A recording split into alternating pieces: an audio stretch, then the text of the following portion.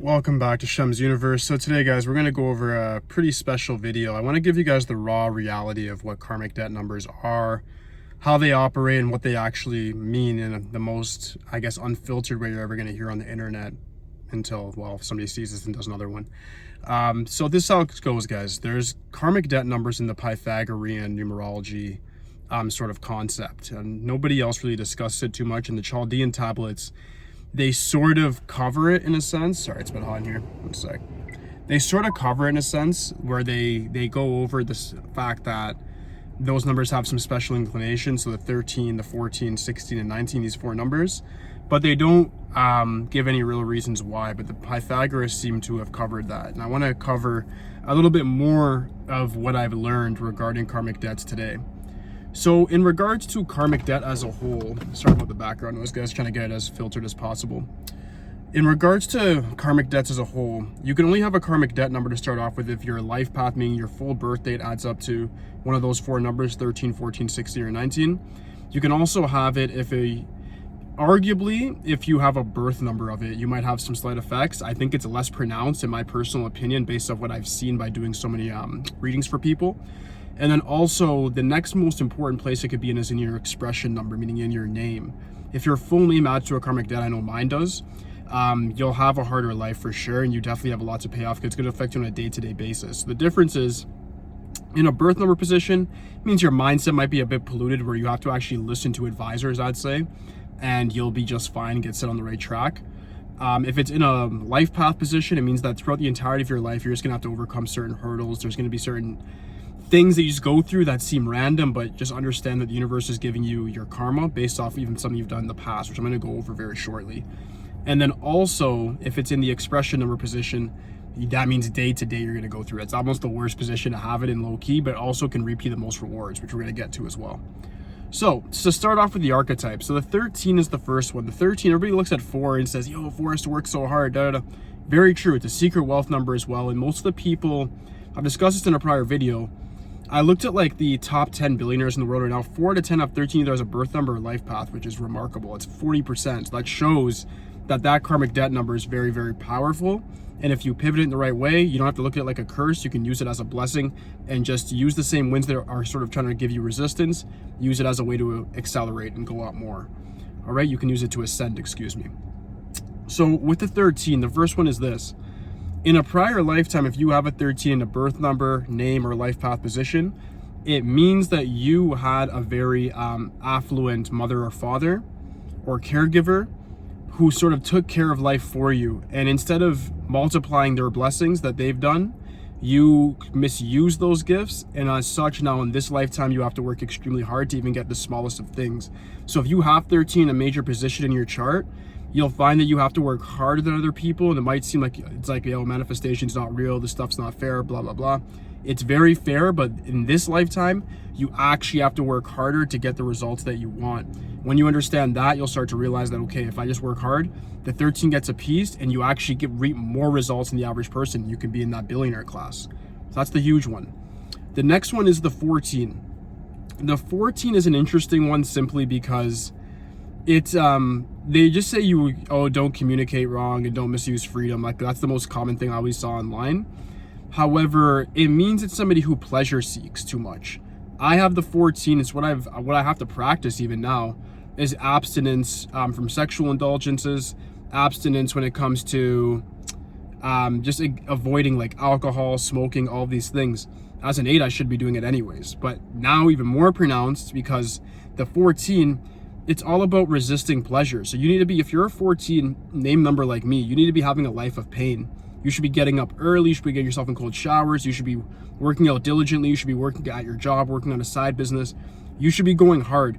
In other words, like as the 14, I call this the karmic debt of the shark, meaning you should have a shark lifestyle where it's like even when you're sleeping, you're working. You need to be constantly working because you misused freedom in a prior lifetime, and you've overly seeked pleasure to the detriment of other people, meaning like you've probably put yourself in detrimental positions where other people had to help you out in a prior lifetime, and you actually put them in a bad position because you were so irresponsible. And I'm saying this brutally because I must have been one of these people, right? So that's the thing is now you got to work your ass off. You got to get on board, not complain, and get things done, right? That's just how the universe balances out. Because a lot of the times I'd be looking at things in the past, guys, and I was like, how is this YouTuber at 100,000, they posted 2 videos? How is this rapper so famous, they barely have talent? They might just have good karma. There's obviously other things like plants in the industry, and we can go into all those other horrendous stuff that I probably have to cover off this cam and more on a private platform. But there are people that genuinely just have positive karma, and they're not even evil, but they're successful, right? That's just simply how it goes. They have good karma that they've brought over, and as such, they're gonna have good luck. If you have these karmic debts, you have to understand that you're gonna have almost bad luck, but you can pivot that bad luck to extremely good luck because of the discipline, the diligence it's gonna teach you. It's gonna sharpen you into a weaponized human being if you allow it to, but you have to accept that you're in the wrong first and not think life is just random. It's not. Nothing about this life is random. Everything happening to you is happening for a reason. You deserve it. Every ailment, deaths, all of it. All right. The next one is the 16/7. Now this one is like the least popular. I knew more about it simply because of really actually just watching tarot readings. When I look at like the Fallen Tower with 16/7, the 16th card, I'm like, okay, yeah, that means the falling of the ego and as such, and I always give people readings with that. But the truth is, this is really a deranged lover. The 6 in it made me realize that as well. If you have a 16/7, meaning you're born the 16th, life path 16, or your name number 16, meaning the expression number, it means that you've misused your loved ones in the past, especially through intimacy. Meaning in a prior lifetime, you might have caused somebody's death. It's actually quite brutal. Or you've betrayed friends or family as well. And as such, it has actually caused a death. So this is very extreme. So you might find in this lifetime that you're actually very, very lonely, that you feel isolated. And the truth is that this goes into a whole other set of ideas. But when I had a deeper talk with other numerologists, what we've actually concluded at is that there's actually the possibility of even ghosts passing through, meaning the person that you've caused their detriment in a prior lifetime, their ghost or that energy source is still following you in this lifetime and hindering your progress. So people with 16 will always say like, yeah, like things get put under the rug, or one minute I had a whole bunch of friends, next minute I don't. There might be an active energetic force that's working up against you. And as such, this is a spiritual karmic debt 7. So you need to be very, very careful. What you need to do is I'd recommend wearing gems, go to a numerologist or astrologist for a reading to figure out what your best times of the year are, get transit reports, get all of these things, but you want to make sure that you're really navigating your life in a diligent way, just simply because you're working against not just life itself and karma, but a direct energy that might be trying to hurt or hinder you. So be very, very careful of that. I won't go into too much detail on this one. I'm not trying to gatekeep, but I can't go into too much detail about this one on YouTube. All right, so if you have more questions about the 16, DM me. I got you guys. Don't worry. I'm not going to keep any secrets like that. The last one is the 19/1. Again, I find 13 and 14 like super popular. You find that everywhere, but like the 16 and 19, not so much. With the 19/1, what I found is that the person in a prior lifetime either had a very, again, affluent father figure very specifically, where their father might have been head in military, might have been very successful as a CEO, etc. And then they betrayed them and it maybe caused their death again.